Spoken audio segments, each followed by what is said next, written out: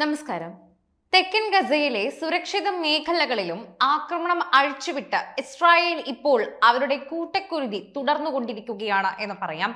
നിർത്താൻ ഉദ്ദേശമില്ലാതെ എത്ര കൊന്നൊടുക്കിയിട്ടും ഇസ്രായേലിന് മതിയാകുന്നില്ല എന്നും പാവപ്പെട്ട അവിടെയുള്ള ഫലസ്തീൻ ആൾക്കാരെയൊക്കെ തന്നെ നശിപ്പിച്ചാലേ മതിയാകൂ എന്ന രീതിയിലാണ് ഇസ്രായേലിന്റെ മുന്നോട്ടുള്ള പോക്ക്. ഇസ്രായേലിലെ ജനങ്ങൾ പോലും ഇതൊന്നും വേണ്ട എന്ന് പറയുന്ന ഭൂരിഭാഗം ആൾക്കാരാണ്. അവിടുത്തെ ജനതയ്ക്ക് പോലും ഇതൊക്കെ തന്നെയും വേണ്ട എന്നും സമാധാന അന്തരീക്ഷമാണ് വലുത് എന്നും ഫലസ്തീനെ സപ്പോർട്ട് ചെയ്യുന്നവരുമൊക്കെ ഒരുപാടുണ്ട്. എന്നാലും ഇവരുടെ ഒക്കെയുള്ള മിഥ്യാധാരണ ഇങ്ങനെയാണെന്ന് പറയാം. അൽ മവാസിയിലെ സുരക്ഷിത മേഖലയിൽ ഇസ്രായേൽ നടത്തിയ ബോംബാക്രമണത്തിൽ 7 ഫലസ്തീനുകൾ കൊല്ലപ്പെട്ടു എന്ന് പറയുന്നു. ഇതോടെ കഴിഞ്ഞ 24 മണിക്കൂറിനിടെ മരിച്ചവരുടെ എണ്ണം 50 മാറി എന്നും പറയുന്നുണ്ട്. ആക്രമണങ്ങളെ അപലപിച്ച് ഫലസ്തീൻ അഭയാർത്ഥികൾക്കായുള്ള UN ഏജൻസിയുടെ തലവൻ ഫിലിപ്പ് ലസാരിനി രംഗത്തെത്തിയിട്ടുണ്ടായിരുന്നു. സ്കൂളുകൾക്കും ആശുപത്രികൾക്കും നേരെയുള്ള ആക്രമണങ്ങൾ സാധാരണ സംഭവങ്ങളായി മാറിയെന്ന് അദ്ദേഹം കഴിഞ്ഞ ദിവസം അദ്ദേഹത്തിന്റെ വാക്കുകളിൽ പറയുന്നുണ്ടായിരുന്നു.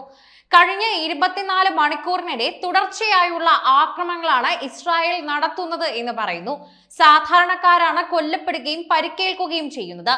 ഫിലിപ്പ് ലസാരിനി എക്സിൽ പങ്കുവച്ച കുറിപ്പിൽ വ്യക്തമാക്കിയ വാക്കുകളാണ് ഇവ. സ്കൂളുകൾക്കും ആശുപത്രികൾക്കും നേരെയുള്ള ആക്രമണങ്ങൾ ഇവിടെ സാധാരണയായി തന്നെ മാറിക്കഴിഞ്ഞു എന്ന് പറയണം. ഇത് ലോകം കണ്ടിട്ടില്ല എന്ന് നടിക്കരുത്. എല്ലാ യുദ്ധങ്ങൾക്കും നിയമങ്ങളുണ്ട്.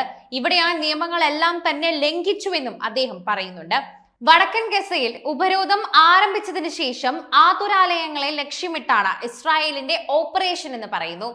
ഇവിടങ്ങളിലെ ഹമാസ് രഹസ്യമായി പ്രവർത്തിക്കുന്നുവെന്ന് ആരോപിച്ചാണ് ഇസ്രായേലിന്റെ ആക്രമണങ്ങളെല്ലാം തന്നെ നടക്കുന്നത്.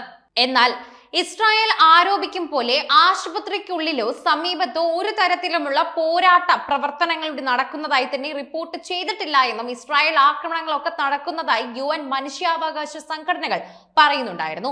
അതേസമയം 2.5 മാസത്തിനിടെ 12 ട്രക്കുകൾ മാത്രമാണ് വടക്കൻ ഗസയിൽ ഭക്ഷണവും വെള്ളവും വിതരണം ചെയ്തതെന്നും ഇതിൽ തന്നെ സഹായം സ്വീകരിച്ചെന്നവരെ ഇസ്രായേൽ സേന ആക്രമിച്ച സംഭവങ്ങൾ ഉണ്ടായിട്ടുണ്ടെന്നും AFP വാർത്താ ഏജൻസി ഉദ്ധരിച്ച് സഹായ സംഘമായ ഓക്സ്ഫാം പറയുന്നുണ്ട്.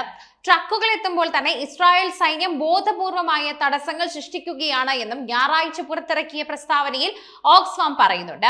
ഇതിനിടെ തന്നെ അധിനിവേശ വെസ്റ്റ് ബാങ്കിലെ ഖലന്യ ക്യാമ്പിൽ ഇസ്രായേൽ സൈന്യം നടത്തിയ വെടിവയ്പിൽ ഒരു ഫലസ്തീനിക്ക് പരിക്കേറ്റതായി അൽ ജസീറ റിപ്പോർട്ട് ചെയ്തിട്ടുമുണ്ട്. മറ്റൊരാളെ അറസ്റ്റ് ചെയ്തിട്ടുമുണ്ട്. ഗസയിൽ ഇസ്രായേൽ നടത്തിയ ആക്രമണത്തിൽ ഗുരുതരമായി പരിക്കേറ്റ 4 വയസ്സുകാരന് ചികിത്സ നിഷേധിച്ച് UK തന്നെ രംഗത്തെത്തി. അഹമ്മദ് എന്ന 4 വയസ്സുകാരനാണ് ഇസ്രായേൽ നടത്തിയ വ്യോമാക്രമണത്തിൽ കുടുംബവും 2 കാലുകളും നഷ്ടപ്പെട്ടത്. UK സർക്കാർ പ്രവേശനം നിഷേധിച്ചതിനെ തുടർന്ന് അഹമ്മദിനെ ഇറ്റലിയിലേക്ക് മാറ്റി. സംഭവത്തിന് പിന്നാലെ ഗസയിലെ രോഗികളായ കുട്ടികൾക്കും ഗുരുതരമായി പരിക്കേറ്റവർക്കും ചികിത്സ നൽകണമെന്നാവശ്യപ്പെട്ട 50 ബ്രിട്ടീഷ് MPമാർ സർക്കാരിന് കത്തയച്ചിട്ടുമുണ്ട്. Jeremy Corbyn, Kim Johnson, Stella Creasy, Afsana Begum, Yasmin Qureshi തുടങ്ങി MPമാരാണ് കത്തിൽ ഒപ്പിട്ടത്. ഗസയിൽ ഇസ്രായേൽ നടത്തുന്ന ആക്രമണത്തിൽ പരിക്കേറ്റ നിരവധി ആളുകളെ വിദഗ്ധ ചികിത്സയ്ക്കായി തന്നെ മറ്റു രാജ്യങ്ങളിലേക്ക് കൊണ്ടുപോകുന്നുണ്ട് എന്നും പറയുന്നു. നിലവിലെ ഉപരോധവും ആരോഗ്യ സംരക്ഷണ സംവിധാനത്തിന്റെ സമ്പൂർണ്ണ തകർച്ചയും എന്തുകൊണ്ടാണ് എന്ന് ചിന്തിച്ചു കഴിഞ്ഞാൽ കാരണം ഗസയിൽ അടിയന്തര വൈദ്യസഹായം പലർക്കും ആവശ്യമാണ് എന്ന പ്രധാനമന്ത്രി കെയർ സ്റ്റാർമിനെ അഭിസംബോധന ചെയ്ത കത്തിൽ പറഞ്ഞുകൊണ്ട് എത്തുന്നുണ്ട്. ഗസയിലെ ആശുപത്രികൾ വൻതോതിൽ നിറഞ്ഞിരിക്കുന്നുണ്ട്. കുട്ടികളുടെ അവസ്ഥ വേദനാജനകം തന്നെയാണ്. അഹമ്മദിനെ പോലുള്ള കുട്ടികളെ സഹായിക്കാനുള്ള വൈദഗ്ധ്യവും വിഭവങ്ങളും UKയിലുണ്ട്. മാനുഷിക തത്വങ്ങൾ ഉയർത്തിപ്പിടിച്ചുകൊണ്ട് അന്താരാഷ്ട്ര നിയമത്തോടുള്ള നമ്മുടെ പ്രതിബദ്ധത പ്രകടിപ്പിക്കുകയും ഗസയിലെ ഏറ്റവും ദുർബലരായവർക്ക് ആവശ്യമുള്ളവർക്കും സഹായം നൽകുകയും വേണം. ഇങ്ങനെയാണ് MPമാർ നൽകിയ കത്തിൽ പ്രതിപാദിച്ചത്.